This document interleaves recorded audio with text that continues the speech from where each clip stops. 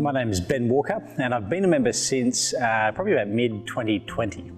I run an accounting firm called Inspire based in Brisbane and we help young families use their small business to get cashed up. So that was a few months into when the pandemic hit in March 2020. I'd actually just gone through a business partnership bust up at the time, and so where I was at personally was I had a lot smaller social circle from a business perspective, and I'd lost the sounding board I had with a business partner, and at the same time our business was on a huge ramp up after the result of taking advantage of a few things in the pandemic. So that's kind of when I joined EO. Yeah, great question. So I'd always had a couple of clients who were in EO, a bit intrigued. I'd seen it a few years beforehand, but I wasn't sort of at that revenue level at the time to be able to make it in. But I always kept it in the back of my mind. And yeah, I guess the biggest thing is me realising that after that bust up, I had basically no one to sort of bounce ideas off. Felt pretty lonely as well in the journey of business. Your family struggle to understand it at sometimes, or understand the problems you're going through. Same with the team. Like, I had really sort of deep emotional things that were going on for me throughout that year, especially.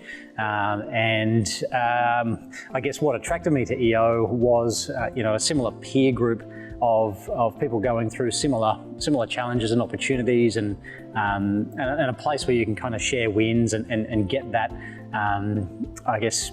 get that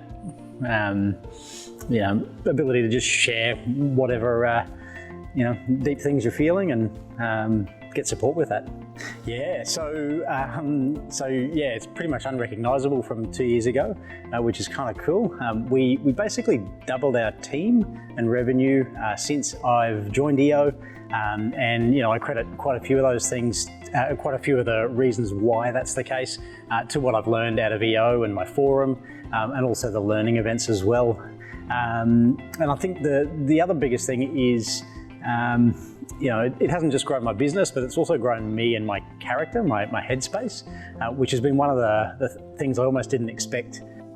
The biggest thing I noticed was, I guess, you can really feel there's a different energy about it, about EO. And I think part of that is it's a not-for-profit organisation. So in terms of the value exchange, what you pay in membership fees, I feel you get back way more times than, let's say, a commercial business coaching organisation, or even like a commercially run, other executive training or coaching group as well. So that's kind of a key thing. And it's almost like there's no bias or incentive, or the money you're paying is actually getting spent on making you a better person, and you can, as I said, you can really feel that. And I think there's definitely the entry requirements into EO. I feel there's a revenue thing, but also I think there's a mindset as well that EO attracts. And that's, I definitely haven't felt, at least the group of people we've got in EO, I've never kind of felt that in any other organisation. So it's, I guess mindset and maybe that benefits that you get back are the differentiators for me.